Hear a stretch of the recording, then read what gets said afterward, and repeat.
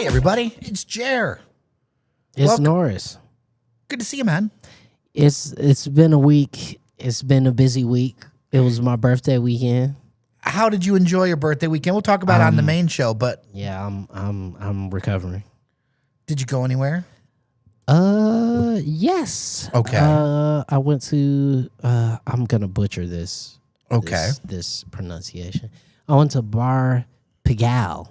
Pigalle. Yeah. Ooh, Randy likes that place. Engineer Randy likes that place. It's loud in the headphones. You're on the wrong side. Oh, where am I at? You're on one. Yeah, no wonder. For somehow you got flipped. My eardrums were on fire. On yeah, fire. I went to Bar Pigalle. It was fantastic. Fantastic. Yeah. What'd you have? I had the risotto. It was ricotta risotto. It was freaking delicious. And I got this bread. Like, this had to be some of the most delicious bread and butter I've ever had as well. So, Bar Pigalle, word out to you. Thanks for hosting me and my mom for Mother's Day dinner. And it was great and it was fantastic. She had what's the things in the shell? Not clams. Oysters? Not oysters. The other one.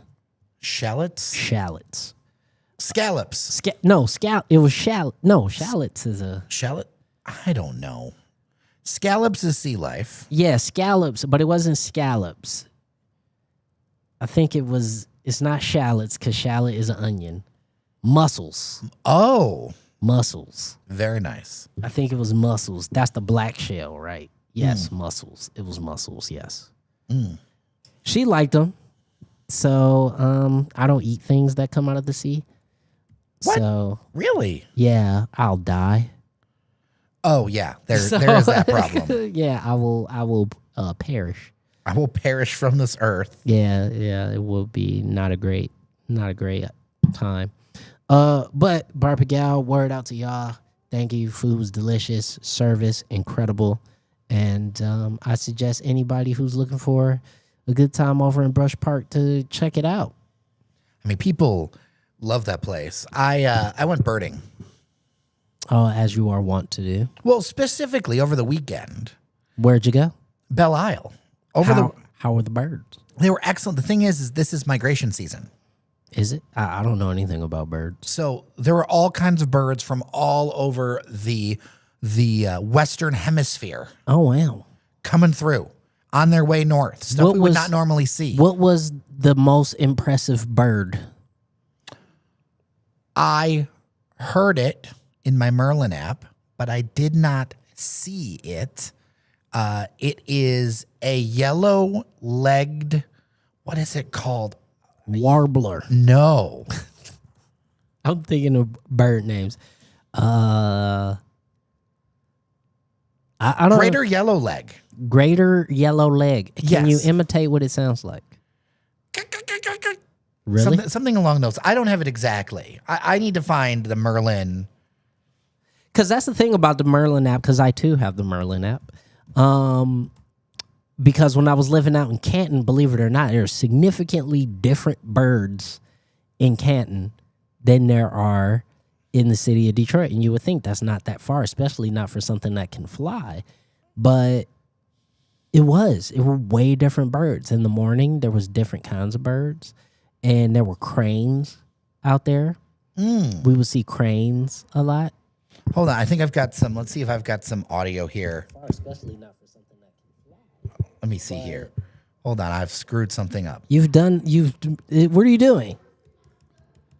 I'm trying to see if I can get some noise It's here. doubling up. What's up, Stina? How you doing? Late stream again is good because busy afternoon. We're starting to feel that way. You guys have been coming in and popping in and telling us you like the later streams a little bit more because Yeah, everybody's actually been saying you're it's more choo, choo, free. choo. Is that the word? Hold on. Say it again. There's always these things. I need to get YouTube Premium. Yes, you do. I need to it's so expensive. It's not. It's like $15. I thought it was like $20. No. Dude, YouTube Premium, I have not seen a freaking commercial on YouTube in like 7 years. That's a yellow legs. Oh, okay. Yeah, that's a unique sound. Yeah, it's a very unique sound. That's a unique sound. Okay. Because Okay. there's so many marshy areas on Belle Isle. The key is you gotta go over by the you gotta go over by the lighthouse. Jer, I'm pulling you over. There's so many what's Marshy.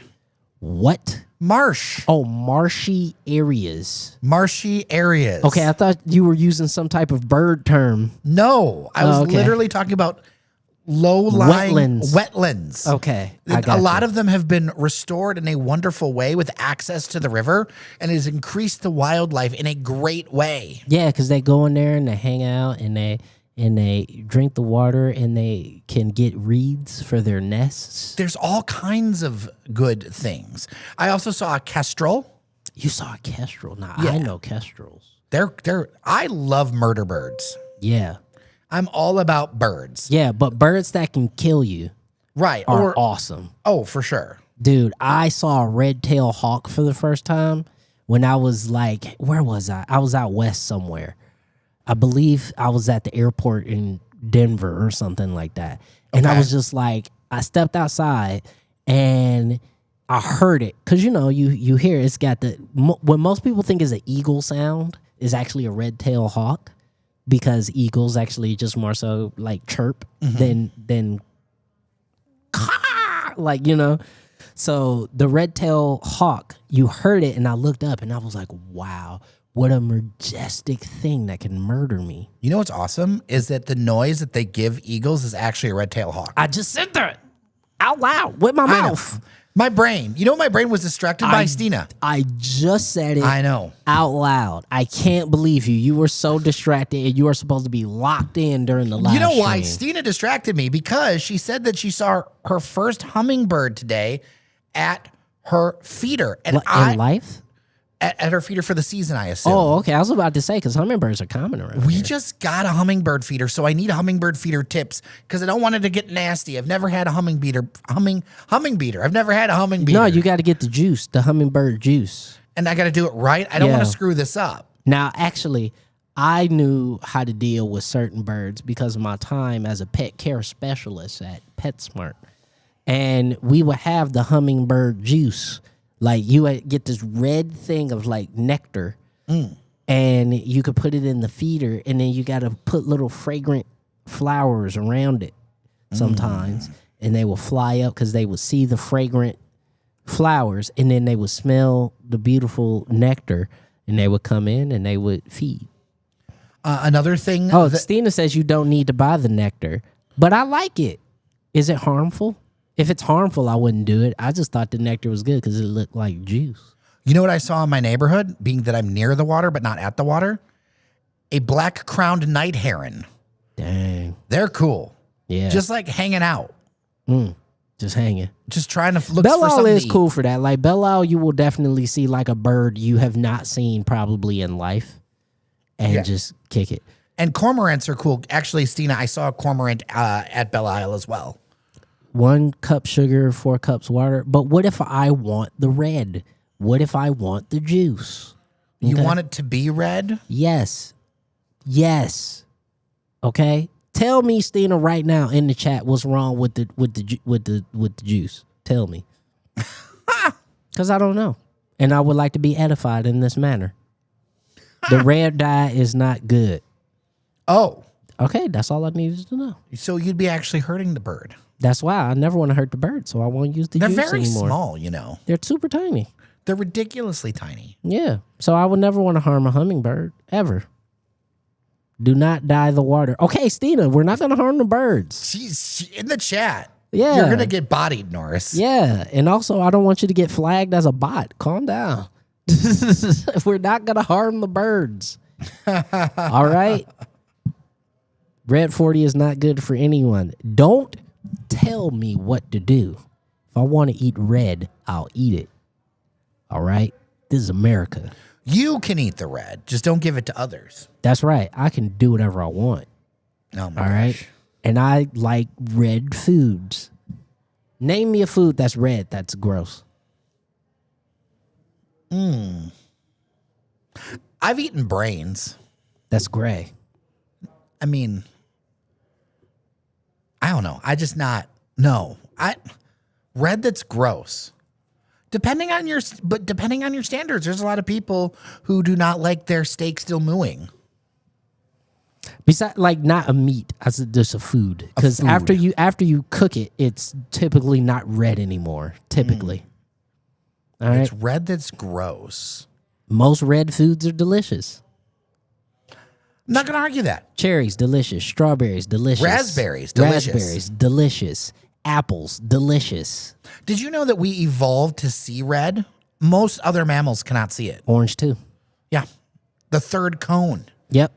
Yeah, it's because of our jobs as predators, right? We got a lot of stuff that we've evolved because we're predators, and we're Earth's most efficient killing machines because of our use of tools. You see, Yes. you can have a color for Stina. Okay, Stina, I love you to death. My feeder is red. Right? I'm not going to harm the birds. Okay? The birds are safe. All right? I won't feed them with the juice. I'll make my own hummingbird juice. But also, I live downtown. I haven't seen a hummingbird since 1997. Okay? So I'm just saying, I'm not going to harm the birds. All right? Live show. Woo! Come to Open Decks at Garden Bowl tonight at 8. Actually, low key, I'm there. Yeah. Does it cost to get in? I don't think it does. Shit, I'm there. Yeah. Open Decks at Garden Bowl, I'm there. I ain't got nothing to play, but I'll show up. As a matter of fact, it's Open Decks at Garden Bowl, and I think it's Open Decks at Paramita tomorrow. I love Open Decks, by the way. Talk about why you love open decks. So if you are unfamiliar with this concept, Open Decks is basically if you are like a DJ or a musical artist or whatever, and you got your stuff on your Serato or, you know, a flash drive or whatever, you could go to any Open Decks party and play your stuff. And sometimes people play their own stuff. Sometimes people just have a fire playlist that they want to share with the community and they play it. And I'm telling you, you can discover some really great music because Detroit, unlike many other cities I've been to, has really great taste in music. We do. Right? Unlike Chicago, which has terrible taste in music. Wait, sorry, Adam. I like Chicago House. No. You didn't hear what I said. I didn't say Chicago creates bad music. I said Chicago has terrible taste in music. Oh. Okay? Because when I've gone to the bar or the club in Chicago, all right, It's never been good. Ever. And I done been downtown, Wicker Park, South Side, Gold Coast. I done been to bars and clubs everywhere. Boo-boo. All right? Not the worst town I've been to for music, though. Not the worst. What is the worst town for music? The worst town I have ever been to for music, bar none, it's not even close, Miami Beach. Really? Terrible music. Simply terrible. Terrible. I have no idea. Too much Pitbull. Okay, that's bad. Way too I don't need much any Pitbull. Pitbull needed to stay in the era. Like, didn't he have like a year or two that he was really He popular? had about 4. Let him stay there. He doesn't Yeah. need to come with us. Yeah. Terrible Miami Beach. Terrible. And everything is way too expensive. Hate it. B Shot says, if you own vinyl in my case. Vinyl is another good one. Yep. If you got a lot of vinyl that you want to spend and you got some deep cuts. Like I love open decks because you find out who are the crate diggers in your community. And so you always can like link up with that person and then go to them and be like, bro, what you been listening to lately? And it's always something new. So I love connecting with those folks. So I definitely will try my best to slide through. You said Garden Bowl? Yeah, we'll definitely slide through and make an appearance. Is there food? Why you always got it's got to be food for you to show up? That's what you saying? Look at me, Norris. That ain't You what- and I go down the street. We're the number 10. That's funny. You said it, not me. You said it, not me. Is it Garden Bowl? So You got Sergeant Pepperoni's. That's right. That's what I'm downstairs. thinking. Yeah. Sergeant Pepperoni's is down there. I'll go home and charge my car, and then I'll show. Actually, no, it's Garden Bowl. I'll just take the queue line. See, you can use transit. Yeah, I know. Be a city person. This urban And then mecca. you could just stumble back. You don't have to. That's the great thing. You've got no guide rails when you're riding the rails, as No. long as you keep it respectful. Yeah, no, I'll go out there, maybe have a brew, keep it chill. Yeah. B Shot says that they saw an owl in Lafayette Park last week. I love owls. Now, you want to know a bird I love? Spotted owl.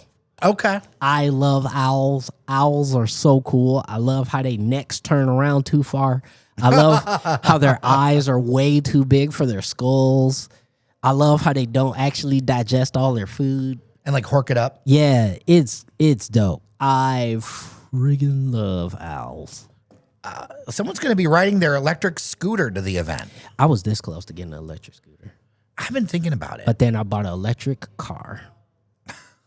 And so that kind of worked out. So I got a bike, and I know I need to use the bike more often. Yeah, definitely ride the bike. Yeah. But as far as practicality, because there's no shower at the studio, There is not. that's where I think about an e-bike. See, that's my thing. That's with my me problem. Too. That's why I'm not a big bike rider, because I don't ever want to show up somewhere smelly.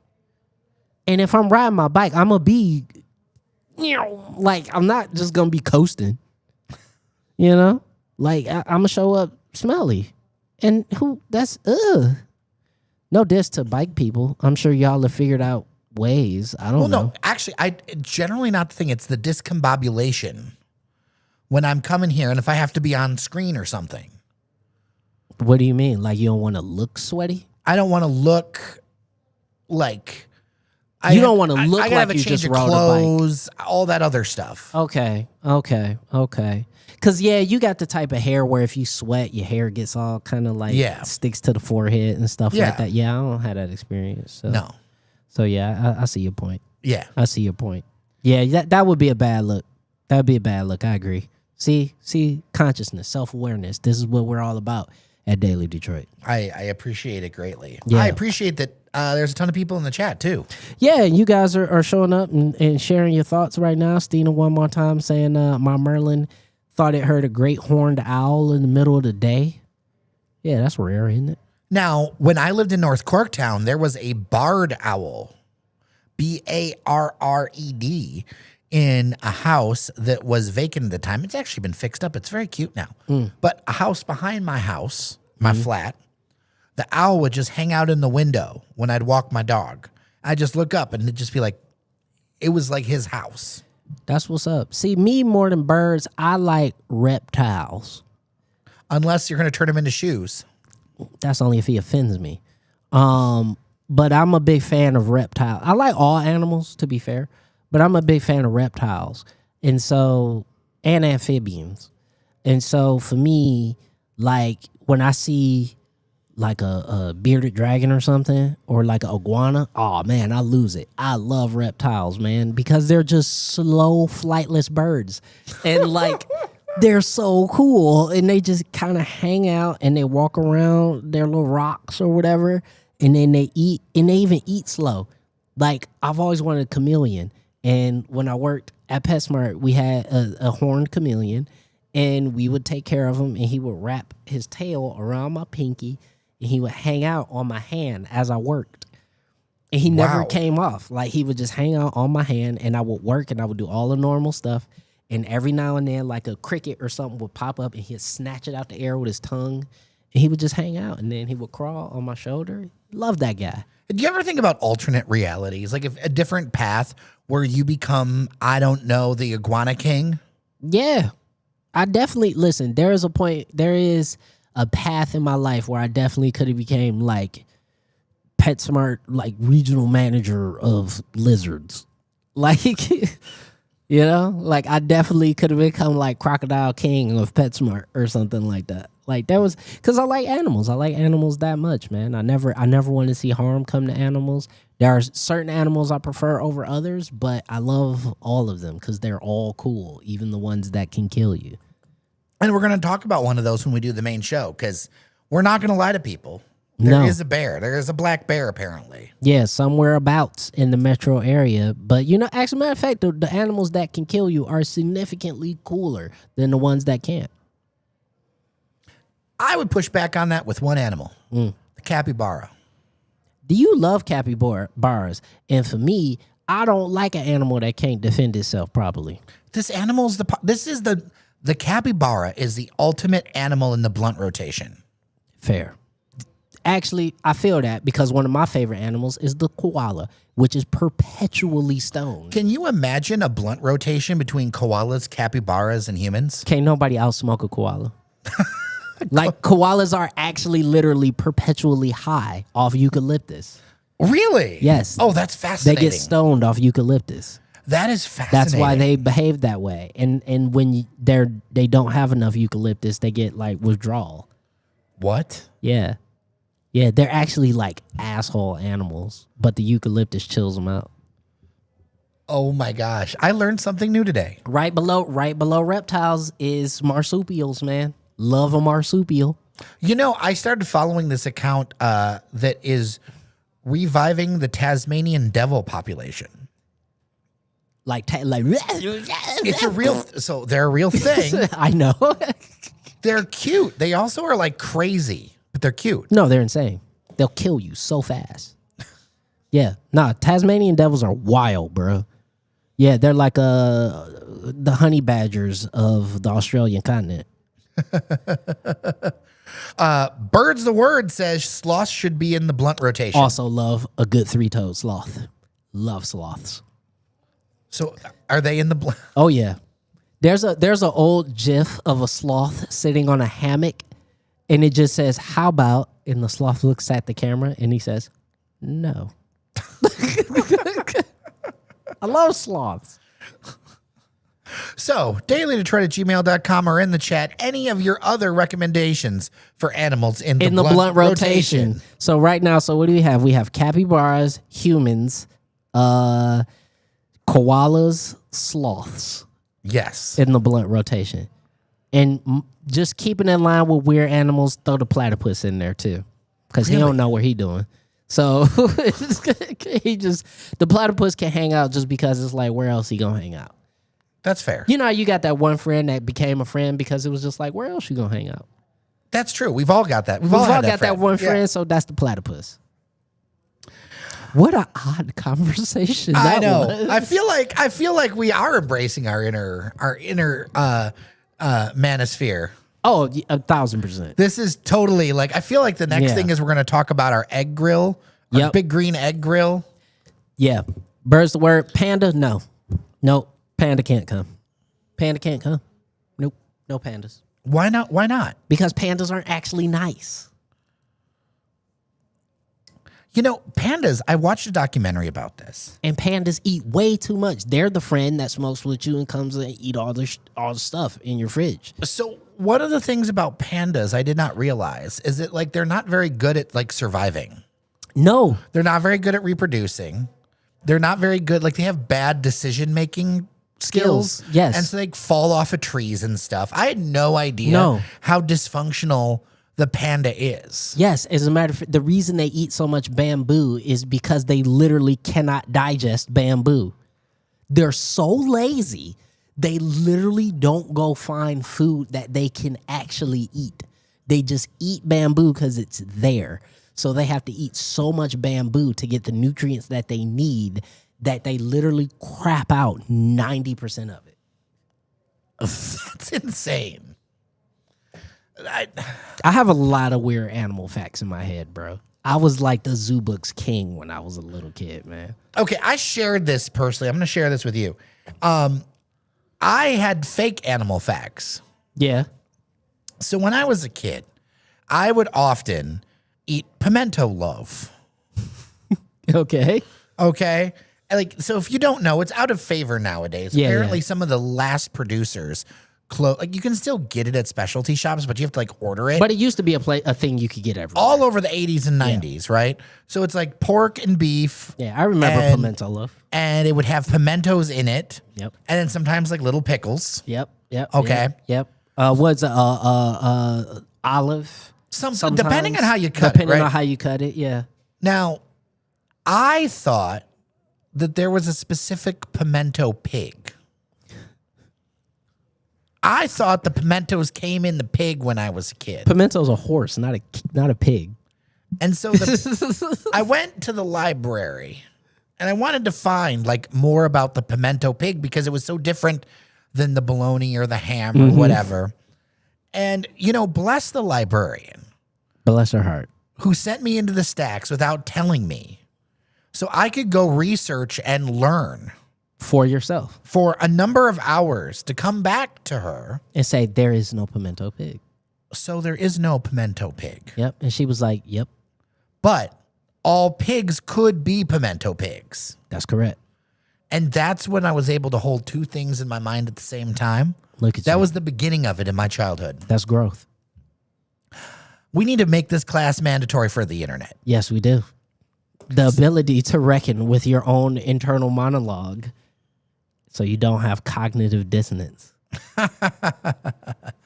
Shall we get into the show, my We friend? shall get into the show, and we're going to keep talking about animals. Yes, we will. Yes, we will. All right, I'm going to get us set up here with the rundown in front of me. All right, the water. Thank you, everyone, for joining us. This is great. It seems Yeah. like the late start is the wave. It's the wave, which is great because it allows me to go to happy hour or to get lunch before I come here, That's true. which, And then go to open decks. yep, so I can have a good old time. All Hold right. on 1 second. Mute Yeah. me. Mute me.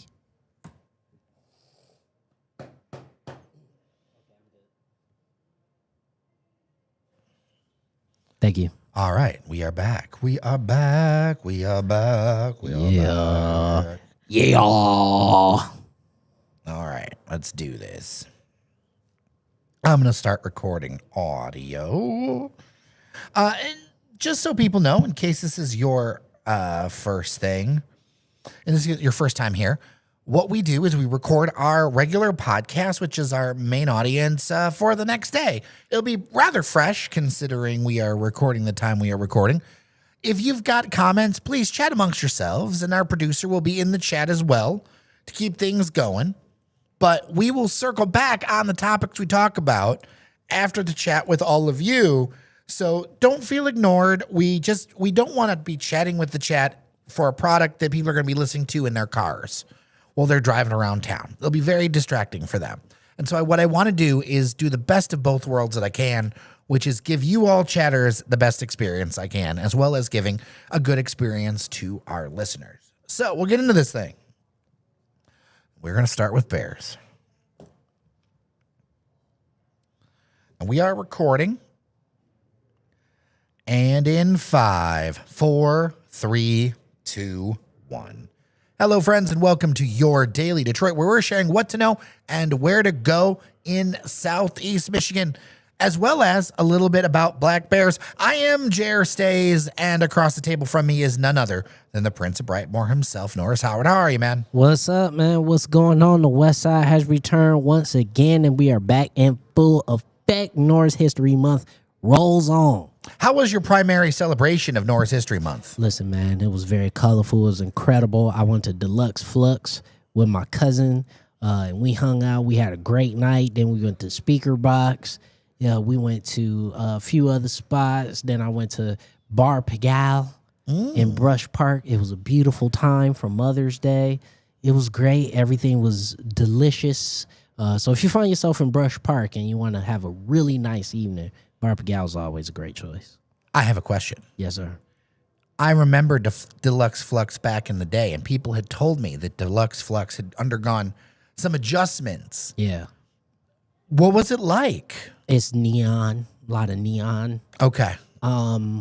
There's like some bootleg arcade games in there that are very hilarious if you get a chance to go check them out. Okay. But other than that, man, it's still a really dope and incredible spot if you actually like dancing. Okay. Right? Because like Deluxe Flux and I would say Spotlight are probably the only places I know of that people dance still. That are like kind of like weekend, week out type of establishments. Okay, they're like always open, always there, always available. Yeah, as opposed to like, a special concert or a special party or something like that. Well, I mean, part of the magic is finding the special party. That is true, but for me, those two spots are always incredible. We have movement coming up, speaking of parties. We do have movement. I will be there covering movement all weekend long. I might have to pop my head in. There's some stuff happening. Pop your head in, man. There's after parties. I'll definitely be going to. Now, come on now. I'd definitely be at the after parties. There's no doubt that you would be at after parties. I will definitely be at after parties.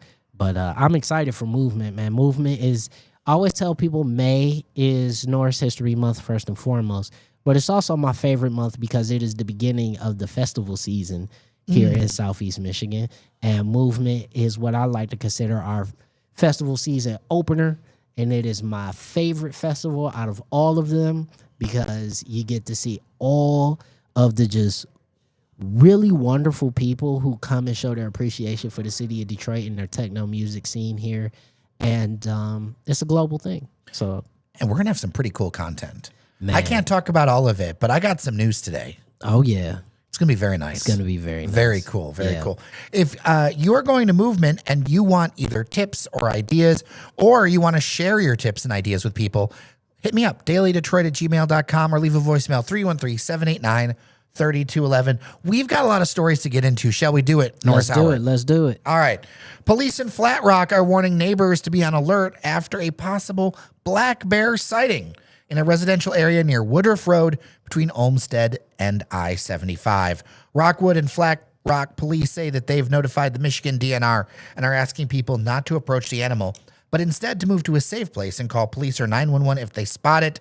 The DNR notes that black bears are generally fearful of humans and will usually move away if they know you're there, but residents are urged to treat them with respect and keep their distance.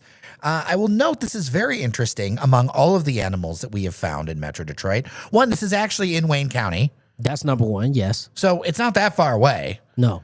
Number two, most of Michigan's black bears, they live in the UP. I think there's more than 10,000 up there. There's only a couple thousand down here in the UP or in the Lower Peninsula. So this is kind of crazy. So what you're telling me is there's a high possibility that this bear may have been trafficked. I don't know if it's been, there's still a couple thousand bears down here. I don't know, but to get all the way down to Flat Rock, like that's pretty far south, my friend. I'm curious if people around have seen bears in they can move. No, they're very fast. I know that. And they can travel large, long, yeah. But they usually you normally don't see them too far from where they are born. Now listen, I have seen a lot of stuff in my neighborhood over the years. If I saw a bear, it's game 7. It's over. That's a whole nother thing. Yeah, it's over. And also on top of that, right? Because I see a black bear and I instantly think, listen, get out of here, bear. Because it's not a safe place for you here in Southeast Michigan, okay? Because I'm not sure if you know, Detroit is Winterfell. And since Detroit is Winterfell, that also means that if you get caught slipping, Mr. Black Bear, you will be a cloak by season's end. So please, Mr. Black Bear, get back to the middle of the state. Get back up to Alpena or wherever it was that you was at, because you ain't safe down here. If somebody catch you slipping, it's a wrap, bro. So I want this bear to survive. You're going to be a rug on the Detroit's new fanciest new bar. Yes, we don't want you to be a rug. We don't want you to be a rug. We want you to get out of here, man. Like, get on gross eel or something. I don't know. Like, get out. Okay? Get out. Normally, we want people to live in Detroit, Metro Detroit. The Bears. No, the Bears need to be as far away from here as, I was about to say humanly possible, but I guess Barely possible. barely possible, ursinely possible. Like, I don't know. Okay, I got to say, I love that new logo from that credit union in Ann Arbor. What is it, Orsa or whatever? Oh, yeah. That's the bear. Yeah. The bear, yeah. Very well done, Yeah. speaking of bears. Yeah. And listen, at the end of the day, if you guys do encounter a bear, get away from it. Do not try to pet it. Do not try to feed it. Okay? Don't make a viral video. Don't try to make a viral video, because let me tell you something, all right? It may not be a grizzly, but you cannot win a fight with a bear. Let's move on, because I want to talk about our friends in Oakland County for a second, because hold on, I got to adjust something here. We're having some issues. Yep. Hello. For some reason, my stuff is going out like crazy. I'm shorting too. Oh, that's not good. Yeah, I think it's these Yeah, we need new adapters. All right. 3, 2, 1. I wanted to mention this, even though it happened a couple days ago, because it's really important out in Oakland County. They are still dealing with a massive water main break in Auburn Hills, and it's really turning into a story about aging, something that we have talked about quite a bit here on Daily Detroit. There was a 42-inch... I got to stop. Hold on. Gotta figure this. 1 second, y'all. We just got to ditch the headphones completely. Sorry, everybody. All right. 3, 2, 1. Oakland County is still dealing with a massive water main break in Auburn Hills. And I know the story is a couple days old, but I wanted to mention it because it has such an impact. And it's also a story about aging infrastructure and a lot of money we got to think about in this region. The 42-inch line that was ruptured, maintained by the Great Lakes Water Authority.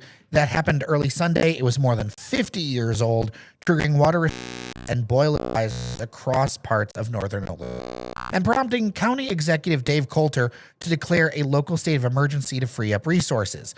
Now, I think this is interesting. One, first off, losing water for 10 to 14 days or more is wild work. It's devastating. And I really feel for the people out that way. I know that we have listeners that do, and it's just a huge inconvenience in a lot of ways.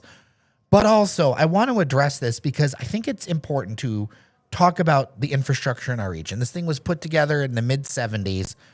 These pipes, apparently, and there are about 80 miles of them in the system, it costs about $20 million a mile to replace.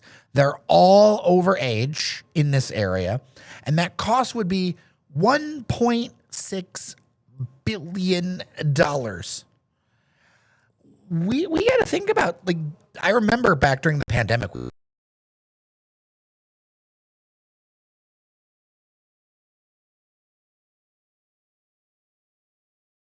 Oh, did we just have a hard reset? We did. We had a hard reset of the board. Oh no. The board just did a hard reset. So they said the stream is getting some.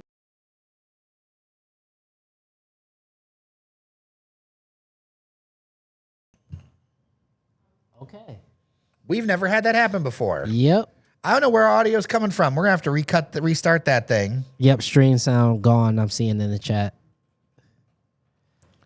Stream sound is gone. Well, if somebody comes back, They said it's back. it's back. They said All right, it's let back. me try to put those headphones back in then, because maybe the board was just literally... They said it's back, but it's roomy.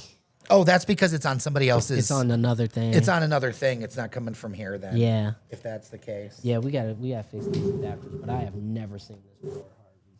Yeah, it just literally took a yeet. So that means, okay, now the sound is better. Yeah, we should just recut the. We'll recut the show. segment. Well, yeah, we'll start the show up because I don't know about the recording died too. Oh, okay. Yeah, sorry for the technical difficulties. Now my audio is better. I think the board was just starting to die. It was just starting to give up the ghost.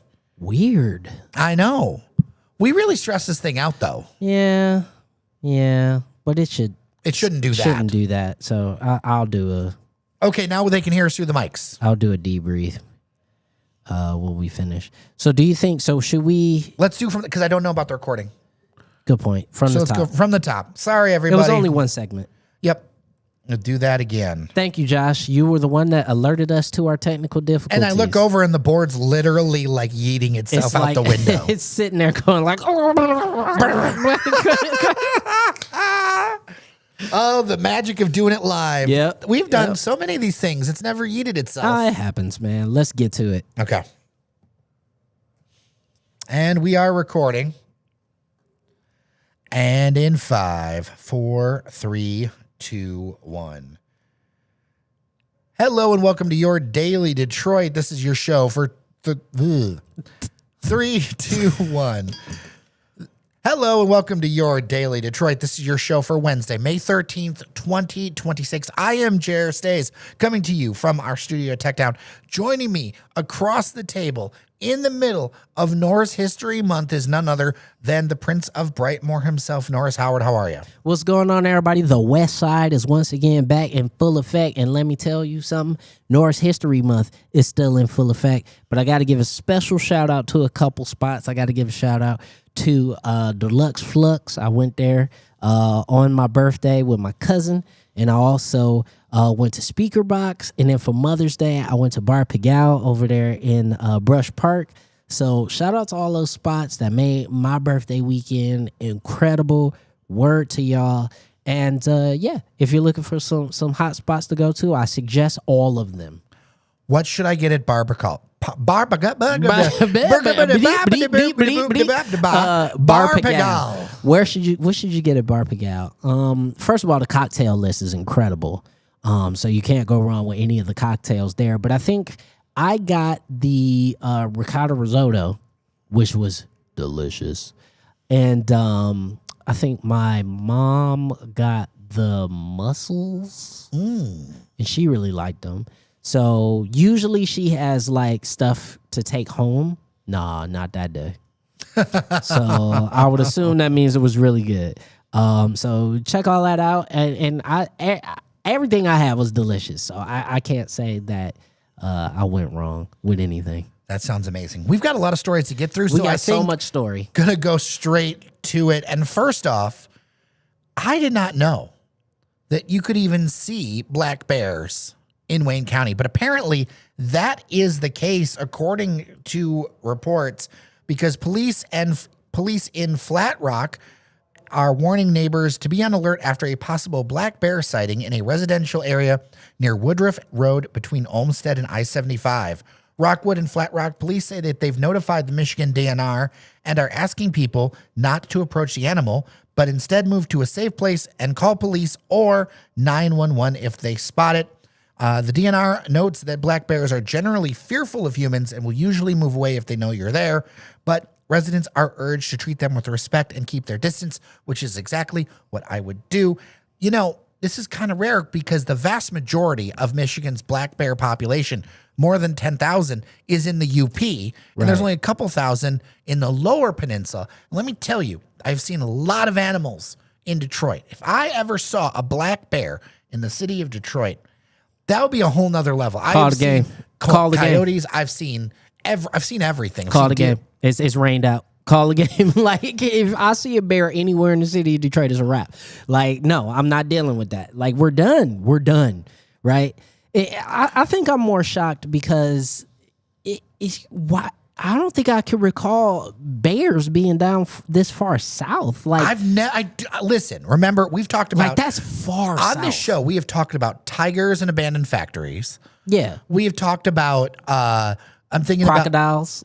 and remember the kangaroo that was hopping around in the University District? Yes, but that it was I follow the horse that lives over by El George's Coney Island. Yes, so over there, Schaefer and 6 Mile. This is all within spec for Detroit, but not a black bear. But not a black bear. Like, because those are all animals that clearly a human grabbed them from somewhere and put them in the city of Detroit. But a black bear just kind of floating around southern Wayne, almost Monroe County, is wild. It's still quite a distance away, but I just want to say, as we've warned other unique animals, you might want to go. No, listen. All right, and this is listen. If any black bears are listening to the podcast right now, Hold on. There might be. There might be. Get out. Get out. Southeast Michigan is not safe for you because I'm not sure if you know, but Detroit is Winterfell. And if you get caught around here, you're going to end up a cloak or rug or something by the end of the season, okay? So get out. It ain't safe. You do not want to be a feature in Detroit's hottest new bar that opens next year. You do not. So you got to get out. It ain't safe for you. All the bears, get out. And all the people that encounter the bear, you get out too because you cannot win that fight. I don't care what nobody says. You cannot knock out a bear. No Instagram or TikTok likes are worth it for a bear encounter. Please get away from the bear. All right, let's move on. You know, I'm thinking about our neighbors in Oakland County because that has been quite the journey for them because they are still dealing with a massive water main break in Auburn Hills. And it's turning really into a story about aging infrastructure. I want to talk about it a little bit because, you know, we don't always do like the breaking terrible thing that happened, right? Yeah. But this is a big deal for these communities. A 42-inch line maintained by the Great Lakes Water Authority ruptured early Sunday. It was more than 50 years old, triggering water restrictions and boil advisories across northern Oakland County. And it prompted County Executive Dave Coulter to declare a local state of emergency. You know, they may be without water up in that part of town. I want to say Rochester, Horry, and that stuff. They may be without water for 14 days or more. Hopefully it's less. It's crazy. It's a huge inconvenience. It is not great in any way, shape, or form. I'm glad to see so much response to it. But there is a number underneath this that I think we're going to need to start wrestling with as a region. This giant 42-inch line costs $20 million a mile to replace. All of the lines are beyond their useful age. Yep. Okay, they're more than half a century old, and it would cost $1.6 billion just for those sections to replace that infrastructure. Now, when this stuff was put in the 70s, we had about the same amount of people in our greater region as we do now. The idea was, we're going to keep growing. We stopped growing. So now we have all this infrastructure spread so far out. We have so many miles of stuff, the same amount of people, and a very big bill due, and it worries me. And that is, you hit the optimal word here, right? Because when all of this popped off and I started to go into the details of how this actually happened and how much it's all going to cost, what worries me and what continues to worry me is a thing that we talk about on this show so much, which is this sprawl is not sustainable. We cannot continue to spread ourselves thinner and thinner and thinner and thinner across this region. It's not going to work, okay? Like, if we have pipes that are going to cost multi-billions of dollars to fix, to serve, and I hate to say it, and I never want this to happen to anybody, but to serve 30 to 50,000 people, when a fraction of that cost can be put in a fraction of the size in terms of square mileage and will cost a fraction of the price, why are we not doing that? I mean, right? It goes back to the same stuff that I'm always talking about, which is infrastructure is a lot easier to maintain when you got a tax base that is centralized and you got a community that is centralized. But since we decided that we're going to live as far out as humanly possible away from the city center, these issues are going to keep happening and they're going to keep costing billions of dollars. I know that a lot of people, when we're talking about something that was installed 50 years ago, a lot of people, they weren't part of the decision to do this. No. Okay? No. So I'm not blaming any current legislator for this. I'm also You didn't do this. I don't Yeah. care about legislators. I don't care about politicians. Yeah. I care about the people. Like individually. I'm talking about individuals living in that community dealing with this BS. Yeah. Right? I'm not mad at them. They didn't choose, like they just, a lot of people, I've talked about this sprawl issue. I want to be cognizant here. You get born where you get born.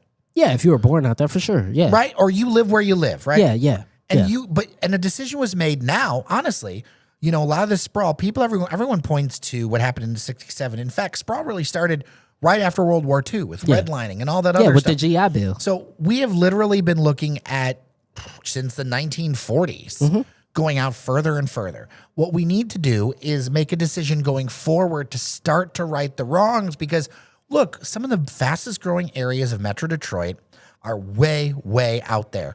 The new homes being constructed on green fields in areas that are 30 miles out, that all requires infrastructure. There's so many bills that are coming due. We really just need to start thinking about going forward.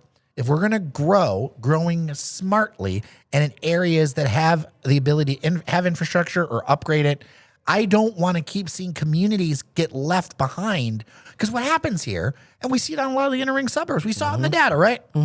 It's not that we're adding more people. As I said, we're about the same amount of people We're just shifting around the same in 2026 as we were in 1970. Yep, we're just shifting around the same people. And again, right, if we're talking about inner ring suburbs, right, this is not what we're talking about, right? Like, if we're not talking about Oak Park and Southfield and Ferndale and East Point. We're not talking about those because most of those communities are still functioning off Detroit's water anyway. It's all the same stuff, right?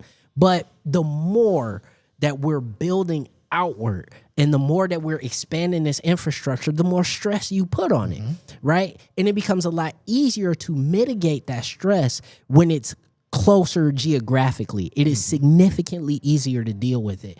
And we continue to sort of do this thing where we think that we can just live where we gonna live and it would just be no cost. There's going to continue to be an environmental cost. There's going to continue to be a human capital cost. There's going to continue, because that's what's happening now. This is a human capital But we got to talk to our businesses too. Like, let's be honest. General Motors is moving a lot of their investment from Factory Zero out that way to Orion. I blame them too. Like, this is the thing that we got to start talking about is that everybody wants to have their own little fiefdom somewhere out in, flatland. But at the end of the day, we have to reckon with the fact that this is going to become unsustainable at some point. You can have your fiefdom, but you got to pay your bill. You got to pay your bill. Don't make us pay that bill. And that's what this is. Is that the continued sprawl of this region came due in this particular community of no fault of anybody who lives out there's own. This is not their fault. They didn't make the city plan. But at the end of the day, this is going to be a thing that's going to cost all taxpayers in Michigan. And I just kind of don't see the point. So, I think it really sucks that people are going to have to go without water because also, Jared, we got to mention the health risks. Oh, for sure. That go along with not having clean water for 2 to 3 weeks. What are the hospitals out there going to do? The doctor's offices, the restaurants. You got to think about this when we're talking about this kind of stuff. Work disruptions, all of it. Work disruption, yeah. If you're going through this, I'd love to hear from you. 313-789-3211.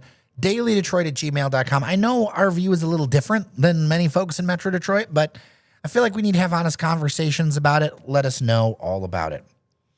Let's switch gears for a little bit to restaurant news. Marrow is consolidating its operations and focusing on its Eastern Market location, with West Village closing after June 7th, and the Birmingham spot that they recently opened that, transitioning to a new concept after Memorial Day weekend, although the Marrow goods will have a presence there. Now, I want to mention Marrow's interesting. We've covered it on the show. We actually even interviewed the people from Marrow on the show. the whole idea is sustainable, local as possible meats and foods. Yep. I think this is very interesting from a number of levels to see how this is playing out because, I mean, just for me, and I don't have any insight. I didn't ask him about this. I'm just talking. But to me, it seems like when Eastern Market opened and when I saw how beautiful the Eastern Market location is, that not only has the restaurant, has the sandwich shop, has the bar, and has this processing facility Yeah, the right butcher there. shop. Yeah. Not just a shop, but like an actual processing Yeah, facility. yeah. I was like, how are we going to do that in West Village? You can't. That was just my thought. No, you can't. I think ultimately it runs down to this, right? I hate seeing any restaurant close. I think it sucks. I think it's really it's something that hurts my heart because a good dinner, a good date, a good family outing, whatever, is always a good thing. It's always nice. And Merrill was one of those places that had really established, particularly the West Village location, this reputation as one of the premier places to eat. Won tons of awards. Won tons of awards. I mean, this was a crown jewel of that neighborhood. And I know that this is not a decision that would be taken lightly.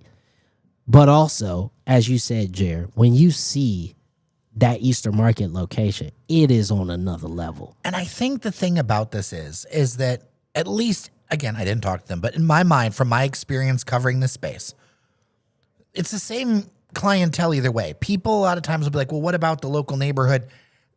Someplace like Merrill that is in this level of competition. This was a regional play. This is a regional play. Yeah. And if you're a regional play, like there is a region, I know people get upset at me about this, but there is a reason why so many of the regional plays are in greater downtown. It's because it's the tourist area and it's where everybody knows. Like when I talk to listeners who are not in the city of Detroit, for the most part, they can name Corktown, Downtown, Midtown, and Eastern Market. Eastern Market. And maybe whatever. Maybe one neighborhood they knew. neighborhood like that grandma grew up in. Right. They don't know any other place. That's still the case in the 2026. Mm-hmm. I don't love that. But when you're running a business, you need to go where the money is. Absolutely. And Eastern Market is starting to. And look, there's still work that has to be done in Eastern Market. Saturdays are fabulous. The Tuesday market's great. But as far as getting like a constant thing going, your better shot for that kind of clientele is going to be there when you've got all the other businesses around there to create an entire experience. Well, and that tracks. I mean, how many people do we know? How many of y'all out there listening have been to New York but never been off the island of Manhattan? Right? Like how many of y'all have been to like Queens? Right? How many people who go to LA don't actually go to like downtown LA? Like you've been to, you know, maybe the Valley, you've been to Santa Monica, you've been to Venice, you've been to Hollywood, but you never been to downtown LA. Those deeper cuts don't come till trip 3 or 4. Exactly, and that's the point. So it's not. I don't think it's an indictment on West Village, right, or anything happening in West Village. Parkside's doing great because West Village is still popping, right? But I think there's also a larger thing here that we have to just address when we're talking about restaurants, which is it's just hard as hell to have a restaurant right now. It is significantly more expensive because of, you know, tariffs and food costs, and also, let's just be frank, people just not having as much disposable income to go out to places, that we have to just also reckon with the fact that the context for restaurants is just slightly different than what it used to be. And I think that we will continue to see maybe not full closures of multi-location restaurants, but definitely some consolidation. And that sucks. And I hate that, but it is the reality when it comes to what is happening globally. Now, I live near West Village, so I have a lot of thoughts on this. Like, I don't like to see it go. On the other hand, I think there's an opportunity here for more of the people that like live right near there, or the rooftops to serve something that's a bit more of a neighborhood spot. Not saying the Merrill was, but it's an opportunity here. It's a beautiful building. It's a cool block. You've got Washed Up Coffee down the street. Yeah. You've got, as I said, Barkside, which has found a niche and doing something cool that other people aren't doing, right? And that's kind of a draw. So I think there's an opportunity here. I hope it gets, filled up with something else in the spot. It'll be interesting to see how this goes. And the whole market. I want to hear from people in the business Me too. on what they're thinking and what they're seeing out there, and keep it real with us. And we've had a couple conversations. We had a great conversation with Joe from Ackroyd Scottish Bakery on here. But I love to have some conversations if you're willing to keep it real, or if you want me to keep your name out of it. If you want to keep it anonymous, need we'll to. take that. Yeah. dailydetroit@gmail.com or 313-789-3211. All right, where we're at. Do we want to skip the cars? Yeah. Okay. 3, 2, 1. Let's get into some polls, Norris Howard. We love polls. Well, you all love polls. Yeah. Man, the response on our Pollapalooza episode, People get really excited. we're not going to spend as much time on that, but we are going to spend a segment on it because there are a couple of new polls out that I want to discuss with you. One is from Mitchell Research. The other one is from Glenn Gariff. They're all focused on the statewide races. Why don't we start with kind of the smaller one, which is the Mitchell Research poll? And that was out Tuesday, and it shows that Abdul El Sayed opening up a clear lead in the Democratic primary for U.S. Senate. Among likely primary voters, they say that El Sayed is about 27%, with Congresswoman Haley Stevens at 18% and State Senator Mallory McMurrow at 17%, while roughly 38% remain undecided. The giant undecided block Huge undecided. continues. This is a survey of just over 400 likely primary voters conducted between May 1st and 7th. I will say, as caveats, Mitchell tends to work with people on the right side of the aisle or on the conservative side of the aisle. So I put that as a caveat. That doesn't mean I necessarily question it, but I also feel like this is almost like a popcorn of different polls with the Senate race. It is. I'm yeah. curious about your thoughts because you're Mr. Crosstabs. Yeah, so I mean, the thing for me, and one of the most, I think, glaring things to look at here is Stevens has a pretty huge lead with black voters, and Abdul Al Sayed has a huge lead with youth voters. And I think depending on who gets the nod, from what I've seen on the floor, and this is anecdotal, but I am saying from the people that I've talked to, whether that be representatives from youth voting groups and, people like college Dems and stuff like that I've talked to, particularly through my capacity at Distill Social, is it feels more like the black vote is more likely to go with whoever the nominee is, whoever it is, then the youth vote will go to McMurrow or Stevens.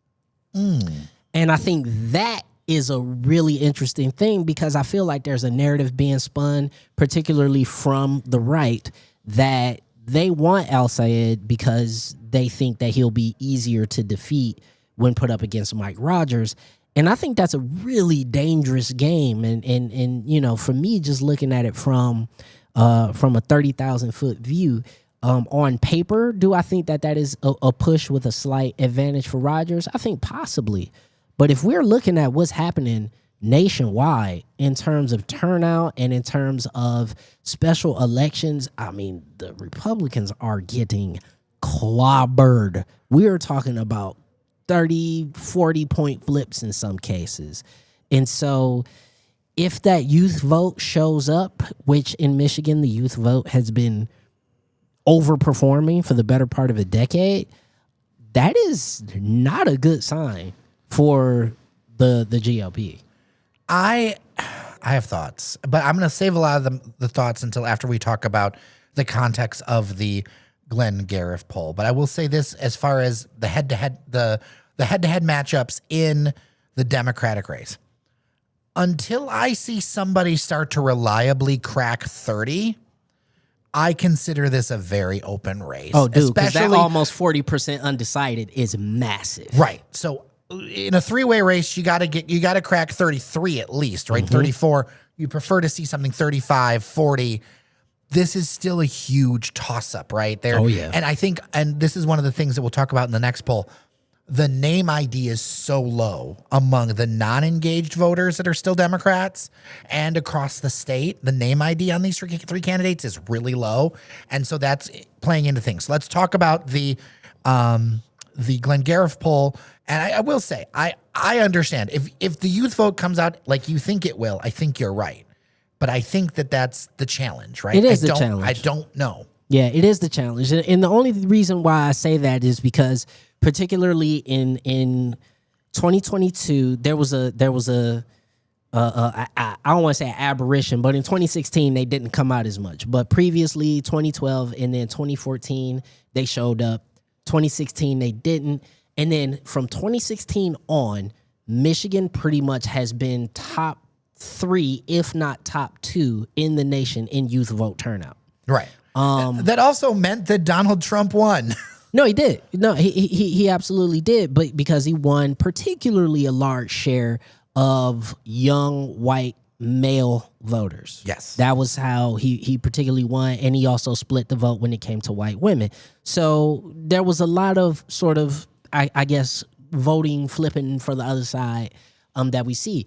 But according to the polls that we've seen on Donald Trump, which I know you're about to get into, that situation that we saw from 2024 is really turned on his head in just the past year and a half. Well, and in typical Michigan fashion, it's confusing. Yeah. Okay. So this is new polling from Glengarriff Group, 600 voters, 4% margin of error. This is interesting.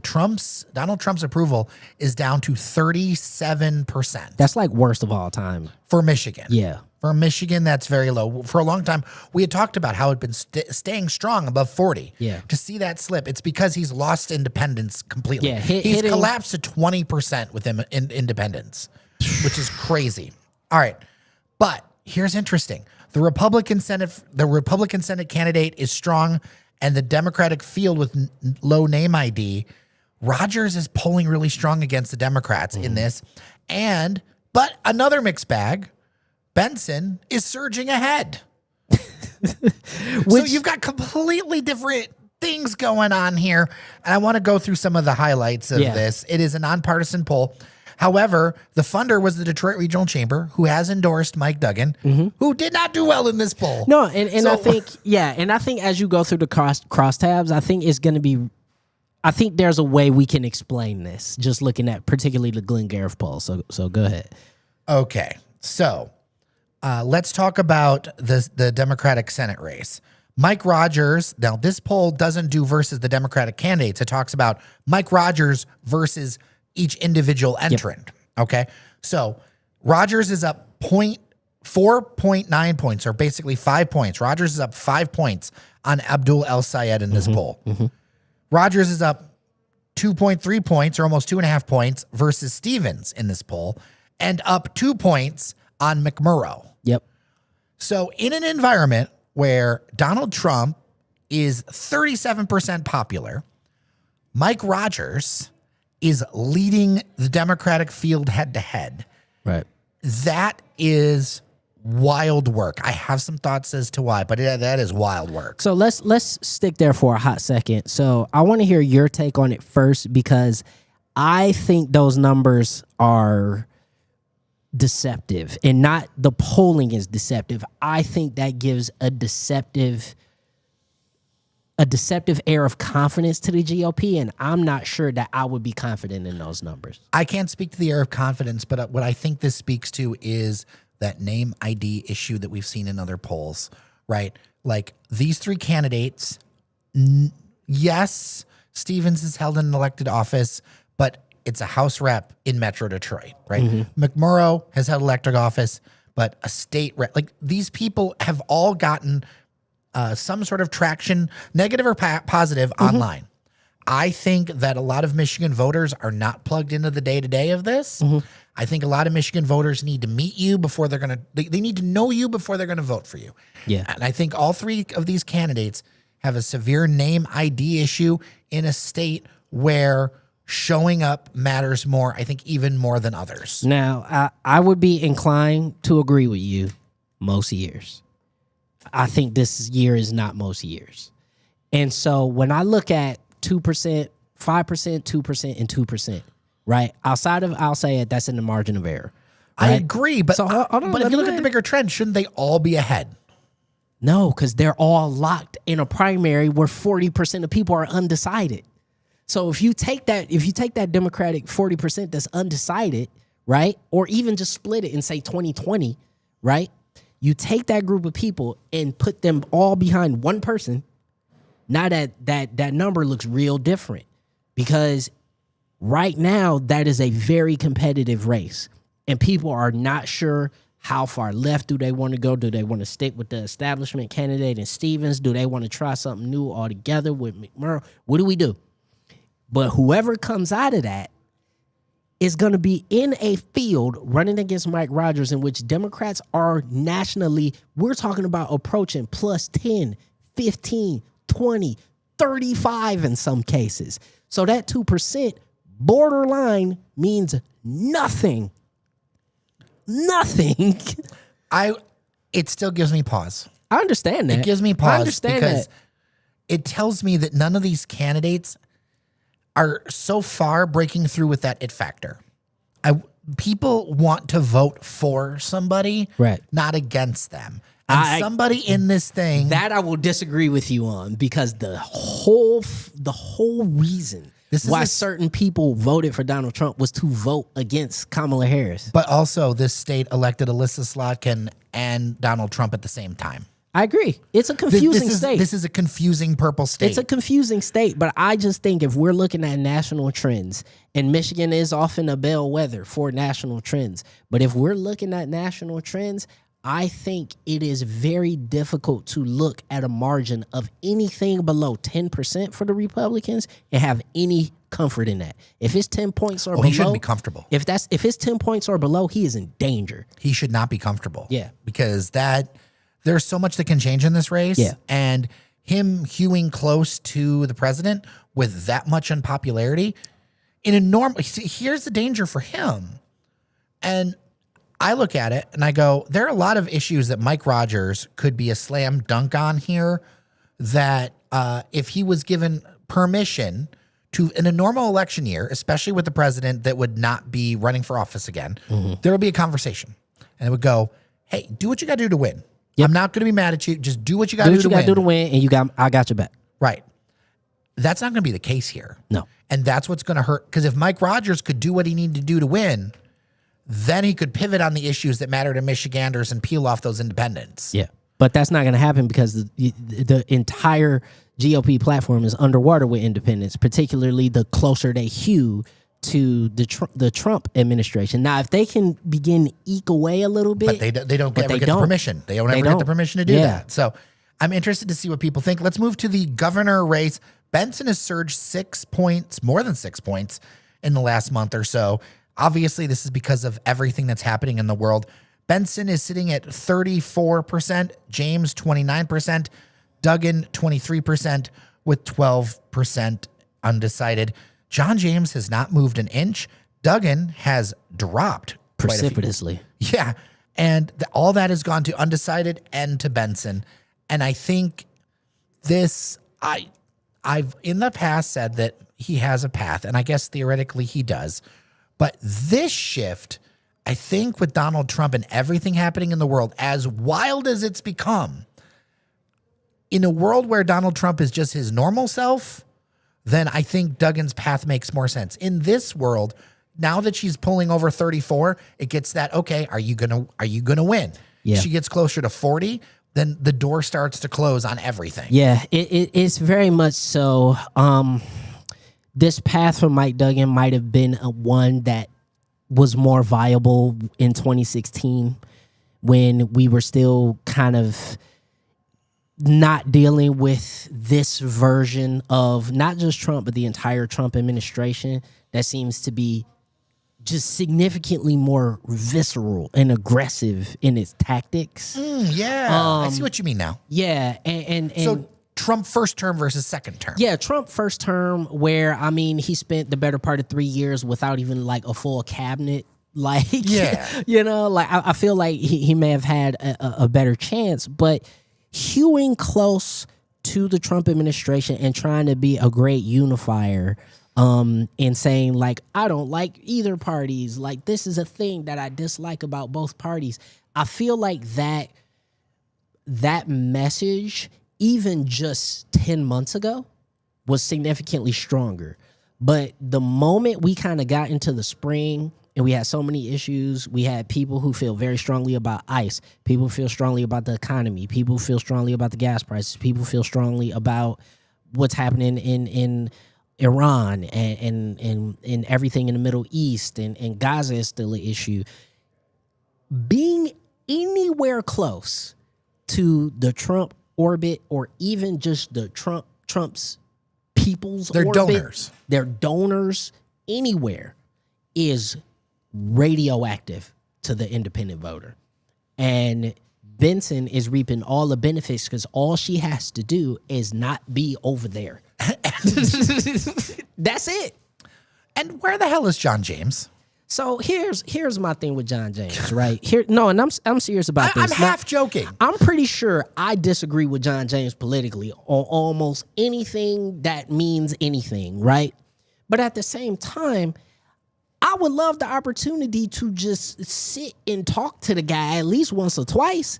There have been plenty of Republican legislators and Republican people that I've talked to over the past 3 to 4 years that have been very open to sharing how they feel about where the country is going in their legislative plans. John James is nowhere. The last time we saw him was at a school board meeting in Lake Orion or something like. No, it was Rochester. Well, the Mackinac Policies Conference is coming up, but also he's welcome on this show anytime. But this is a big thing. Republicans have been on this show, and I have no problem like doing that. Most of them avoid us because we're based in Detroit. Yeah, So whatever. It would be very interesting to see Republicans who are interested in that, who want to talk about issues. There are some, like hats off to Candace Miller. Yeah. Always, I've former interviewed Congressman. Candace Miller, and she always has made time, I think, for people on all sides of the spectrum. And so I appreciate that. But I think the big thing with John James, and you saw him, people were booing him at the Republican nominating convention earlier this year because he's not been at town halls. He's not talking to his constituency. And that's like the first thing you got to do. Like, it's like the most important part of your job. What are we doing? So, let's take the partisan crap out of it. Dog, go talk to your people. Like, it's as Do you simple want as this that. job? Do you want the job? Because you acting like you don't even want the job. Are you going to lose to the 47-47 guy? That's dog. Like, the fact that this is even a I'm going to conversation. vehemently disagree with him on things, I'm sure, but I talked to him. But the fact that like Perry Johnson is even involved in the race at this juncture, going into It tells you everything, doesn't it? tells you everything you need to know about what's happening on the Republican side for the race for governor. Well, feedback as always, dailydetroit@gmail.com or 313-789-3211. A reminder that I am personally a member of no political party, and I always try to ask and answer questions from our listeners and from their perspective. Because we recently had a candidate interview.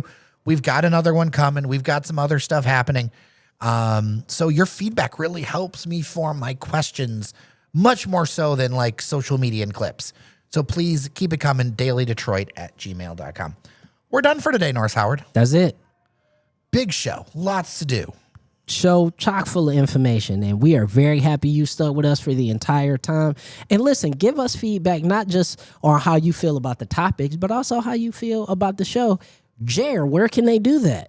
They can do that at dailydetroit@gmail.com, 313-789-3211. You can also stop by our contact form at dailydetroit.com. You can check all that stuff out. We are on social media. We don't do a ton of stuff there, but we are there, We beat her. and we engage with listeners when they've got questions and stuff That's like right. that. That's right. And if you are so inclined and you want to become officially a part of the Daily Detroit family, you can go to Patreon.com/dailydetroit and support local media. That's right, because local media needs local support to survive and thrive. There aren't many shows like us left. No, and we're the best one. Right. And so support the best work. Patreon.com/dailydetroit. Well, until next time, I'm Jer Stays. And I'm Norris Howard. Remember that you are somebody, and we'll see you around Detroit. Yeah. Yeah. Thank All you, Josh, right. for being by. I appreciate you. All right, we did a long show. I apologize, everybody. Stina says she would like something more casual, like LaFonda. LaFonda's there. It's very tasty. More casual stuff would be good. Let's see. Ooh. I said to a friend today that I don't think that Benson has the nerve to do the economic things that we need to have happen. Oh, in terms of Michigan. Listen, I think Michigan right now is in a transitional period because you're coming off of a pretty like a really close presidential race. I mean, we were talking about like what was it, like 2% that Trump won by in Michigan? It was horrendously close. Coming in, I think off the top rope for a lot of people is not what Michigan has shown that they want. Now, I can have my personal feelings about that, whatever. Just looking at it at the data, looking at the electorate and what the electorate wants, they do not want somebody rocking the boat at this juncture. So I think Benson, for a lot of people, feels like a safe choice. It is not the sort of chaotic, MAGA choice, which it feels like MAGA is just really in flux right now. It's not the cozy up to MAGA Republican choice, which is what I would call somebody like a John James.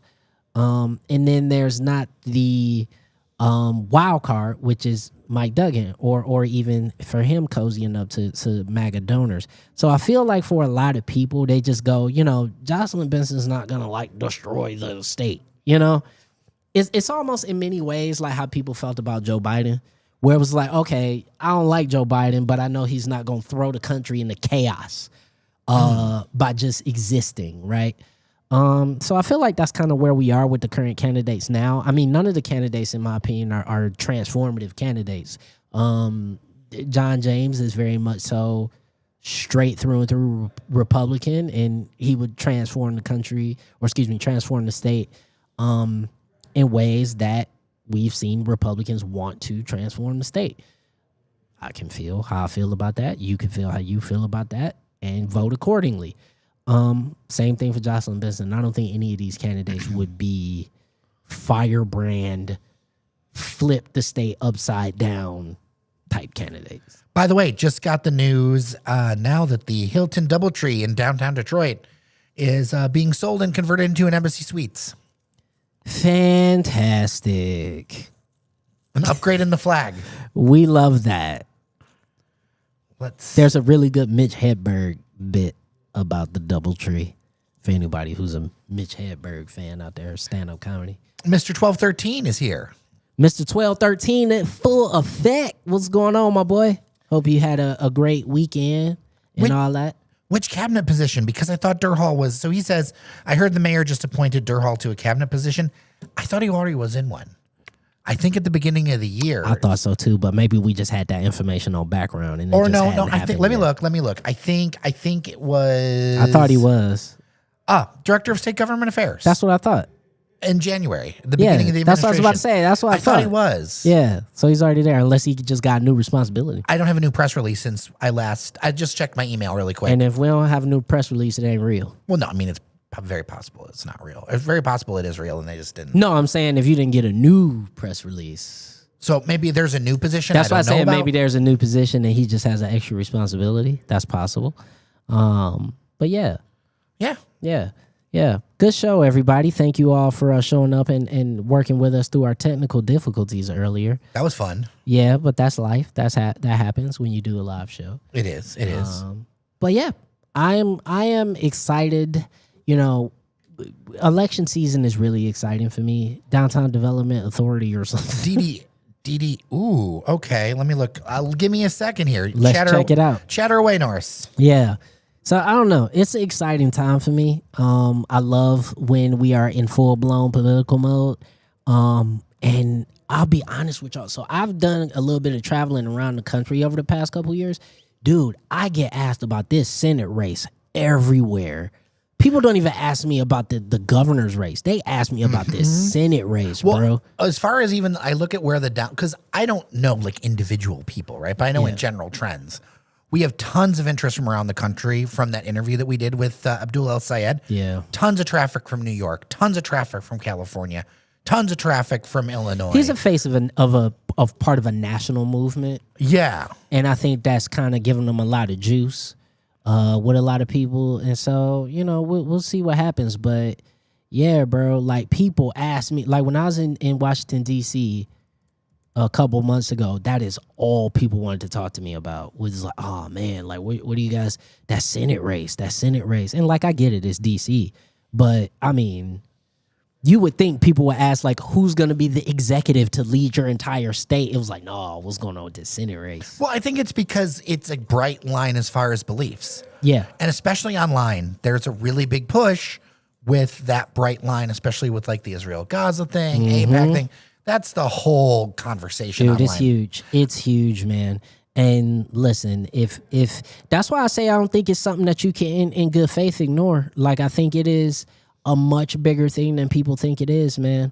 Because we saw online communities can absolutely choose who's the president of the United States of America. Oh, for sure. So, I think, caveat emptor, my friends, like, it's a thing that you got to respect. It is a thing. Ryan, no, we're not starting over. I was talking to Ryan in the chat. That he's got the driest humor around. I know, it's hilarious. It is great. Because I don't have dry humor, so when I find other people that can pull it off very well, it almost takes me by surprise because it's really hard to do. I've actually seen him in person. Yeah, It's wild. yeah. It's so deadpan. Deadpan. Like, legitimately, just like, All like full act all the way in. it's great. It's fantastic. Mr. Duckett. In and out, apparently. What's up, my friend? Let's see here. Yeah, I don't see anything about a new thing, but that doesn't mean it can't. That doesn't mean it's not real. Detroit It just means it doesn't partnership. exist in our reality. Well, I just usually I get something like that. Let's see here. I mean, again, totally. Yeah, I don't know. We'll look into it. Anyway, Yeah. all right. We should get going. Let's get going. I really appreciate everybody. How are we? Random task. How are we living? How are we living? First of all, fantastic name. That's a good name. You know where that comes from, right? No. Austin Powers. Oh, got it. Because it was a parody of Odd Job. Okay. So not Odd Job, Random Task. Very good. Yeah. We are living very well. You're going to very likely go to Open Decks. I got to see what work I got to do when I get home because it never ends. It never does. I will see, and if I can make it to Open Decks, I will. But I also am so tired, and thank Lord Jesus that I'm able to sleep in a little bit tomorrow. So hopefully I'll be able to wake up at 9 instead of 6:30. This is the busy season for you. It's the busiest especially at the other season. job. It's all of it. This is the busiest I get for Daily Detroit and for the Still. That's true. This Because we've is- got so much going on. Yeah. So this is just gonna be wild for me all summer. Like, this is it. This is what I live for. This is what I live for. No complaints from you. You're doing what you want. I'm not complaining. This is the life I chose. All right. Well, we'll let you go. I really appreciate everybody stopping by the stream. As always, follow us on Apple Podcasts, Spotify, YouTube, Overcast, Carrier Pigeon. If you get your podcast through Carrier Pigeon, we're there. Or Carrier Pheasant. Yeah, carrier pheasants work. Yeah.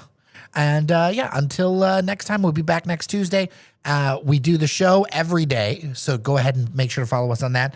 Thanks to our members on Patreon, patreon.com/Daily Detroit. And take care of each other, everybody.